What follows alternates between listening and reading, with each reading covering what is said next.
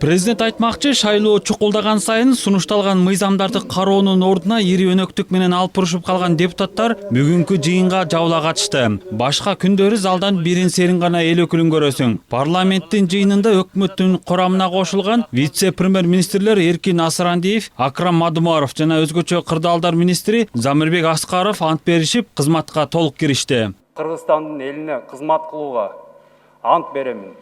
Өкмөт мүчөлөрдүн антын кабыл алып жатып, президент конституциядагы укугун пайдаланып, жогорку кеңеште сөз сүйлөдү. Ал өлкөнүн социалдык экономикалык абалына жана алдыдагы ири саясий өнөктүккө болгон даярдыкка токтолду. Тилекке каршы депутаттар шайлоо менен алып бурушуп кеткендиктен жогорку кеңештен иши солгундап кетти. Мындан улам айрым сунушталган мыйзамдарды кабыл алуу кечеңдөөдө. Себеби азыр эл өкүлдөрүнүн алдында каралууга тийиш болгон маанилүү бир топ мыйзамдар турат. Алар кийинки чакырылыш шайланып келип, иштеп баштагыча күчүнө кириши керек. Албетте, быйыл биринчи кезекте балдарды колдоо саясаты көңүл борборунда болот. Балдарга жөлөк пулду чектөөнүн жаңы тартибин аныктаган, айырлуу үй-бүлөлөрдү колдогон, коррупциялык тобокелдиктерди азайткан, санарып технологиялар терең колдонулган, нормаларды камтыган мыйзам долбоор жакында жогорку кеңешке киргизилет. Балдарга карата зордук зомбулукту болтуруу, мындай иштердин алдын алуу, кароосуз калган балдардын ар бирине камкордук көрүү боюнча жергиликтүү жана мамлекеттик органдардын милдеттерин күчөткөн мыйзамдарды кабыл алуу керек. Ошондой эле Жээнбеков партиялык система боюнча пикирин билдирди. Учурда парламентке өтүү босого баалы боюнча коомчулукта кызуу талкуу жүрүп жатат. Мыйзам чыгаруу органына келүү үчүн 9% босого чекти 7 жана 5%га түшүрүү демилгеленүүдө. Бирок президент шайлоого байланышкан мыйзамдар добуш берүүгө 1 жыл калганга чейин өзгөрүлсүн деген пикирин билдирген болчу. Ал бул талап аткарылганын, болгону босого балдын айланасындагы маселеге чекит коюлбай жатканын белгиледи. Мамлекет башчы 9% босого учурунда азыркы депутаттардын басымдуу бөлүгү колдогонун айтып, азырда өзгөртүүнү же ушул бойдон калтырууну депутаттардын өзүнө койду. Сооронбай Жээнбеков бул маселеге кийлигишпейм дегени менен 7% босого балды колдоорун кыйытып өттү. Бирок калыстык үчүн сунушталып жаткан 9, 7, 5 жада калса коомчулукта айтылып жаткан 3% чектин түпкү маңызына токтолду. Жашырганда эмне? Бизде элибизде жакшы сөз бар го. Эки кошкордун башы бир казанда кайнабайт дейт.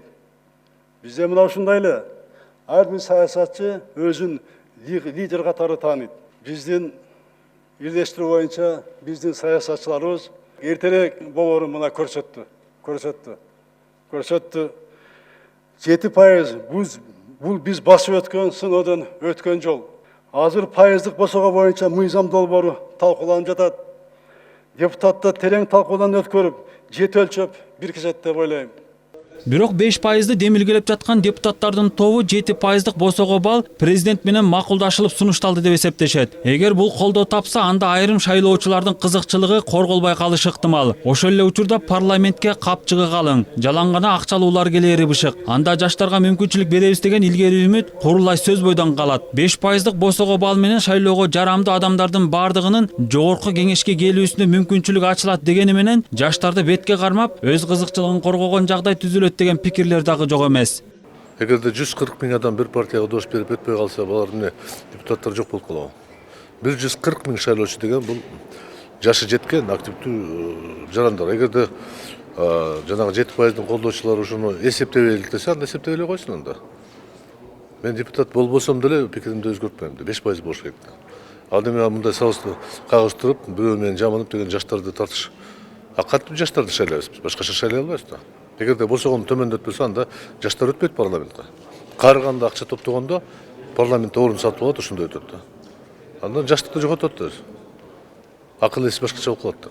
9% чек мурунку президент Алмазбек Атамбаевдин тушунда демилгеленип колдоо тапкан. Муну жактагандардын оюн эске алсак, негизги максат партияларды ирилештирүү болгон. Бул учурдун муктаждыгы. Тилекке каршы буга саясий күчтөр, чакан адамдардын тобу жана алардын лидерлери даяр эмес. Депутат Чыныбай Турсунбеков 7% чек менен гана шайлоого баруу туура деп эсептейт. Анткени буга чейин бул системаны басып өткөндүктөн коомчулук туура кабыл алат. 7% сыноодон өткөн пайыз, бирок ошол эле мезгилде 5%, 3% деп жаштарды алып келиш керек деген деп көчтөр бар экенин айтты. Бирок сыноодон өткөн пайыз катары мен ойлойм президентте 7%-ты туура көрүп турат деп. Президент шайлоого байланышкан мыйзамдарга өзгөртүүлөр жана толуктоолор добуш берүүгө 1 жыл калганга чейин жаңылансын дегени менен өзгөртүүгө муктаж болгон укуктук нормалар дагы да болсо арбын. Парламентке сунушталып, бирок каралбай жаткан мыйзамдар дагы жок эмес. Дүйшөн Шаршембеков, Алтынбек Сакиев, Нью ТВ.